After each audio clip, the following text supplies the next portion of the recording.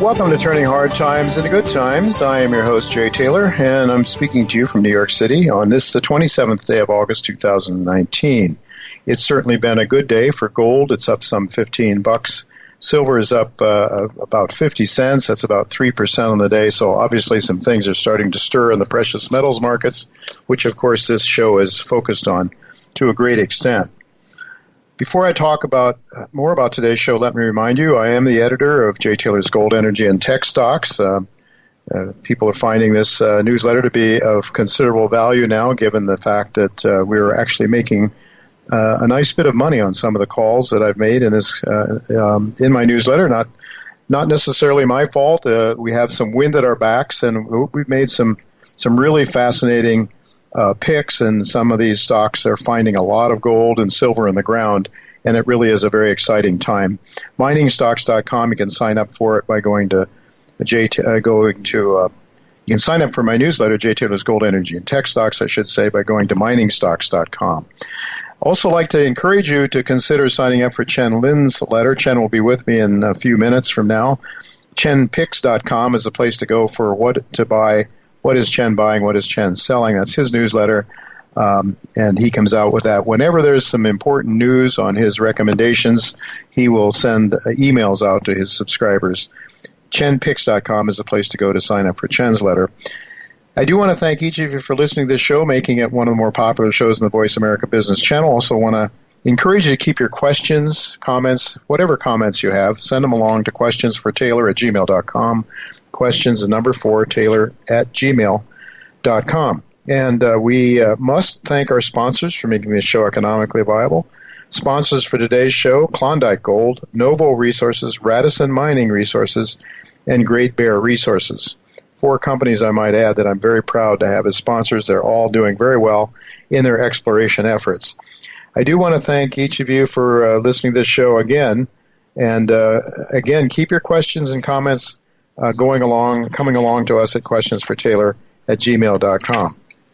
I've titled today's show, Rocket Fuel for Gold, Impending Deeply Negative Interest Rates. Alistair McLeod, Chen Lin, also is with me today. Michael will not be able to be with us, but in just a moment I will pass along some of his views that he related to his subscribers this past weekend as they pertain to the markets that we follow weekly here on this show.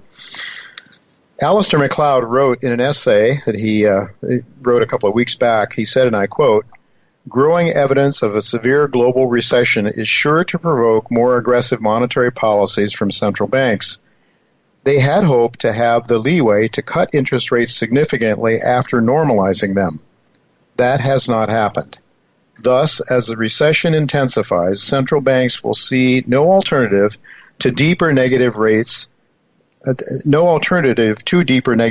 to keep their governments and banks afloat by eliminating borrowing costs and inflating bond prices.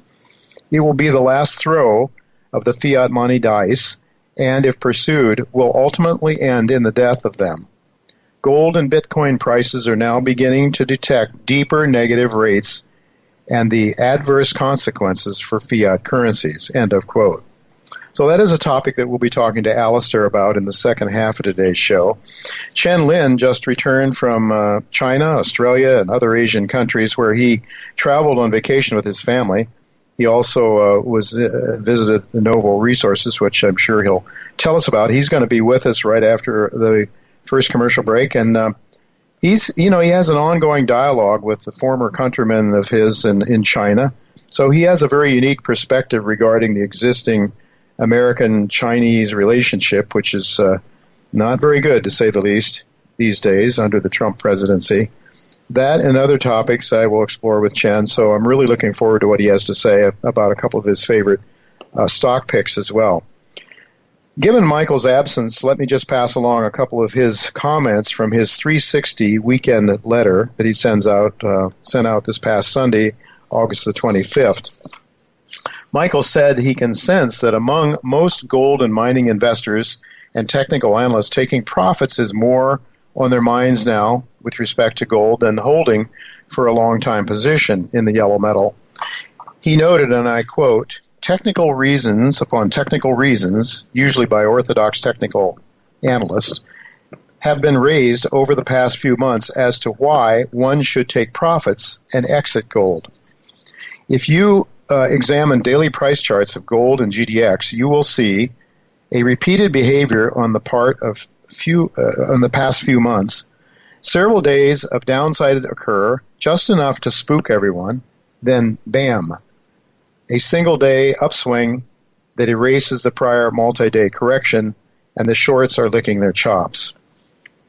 Michael noted that last Friday was just such a day, and he also said on this show a few times, and I quote what he said in his letter, there might be some justification for profit-taking once gold gets into the mid to upper 1500s, and as GDX, Gold Miner ETF, gets into the low 30s.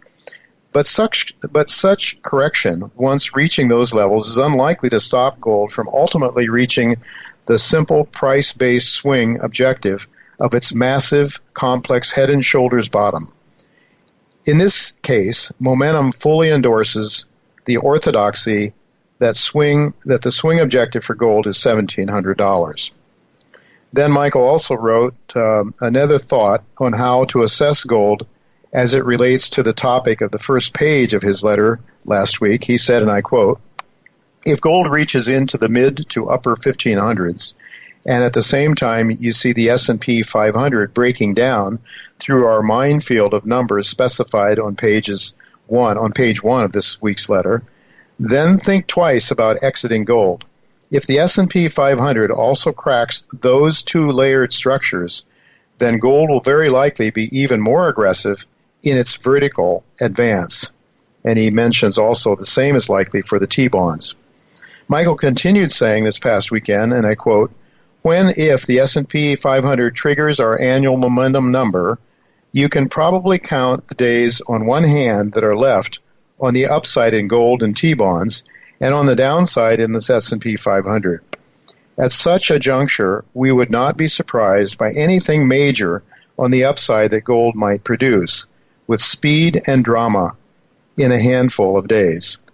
Michael concluded his discussion on gold by saying, and I quote, no, we are not abandoning our monitoring of gold for a potential mid-trend correction, but we are faced with the probability that those charts of gold and T-bonds on the prior page of this letter will not end their verticality until the inverse market produces its downside resolution. And just a thought, a major one, when thinking about exiting gold and related investments, watch the S&P 500. Whether Michael's, that's the end of the quote from Michael.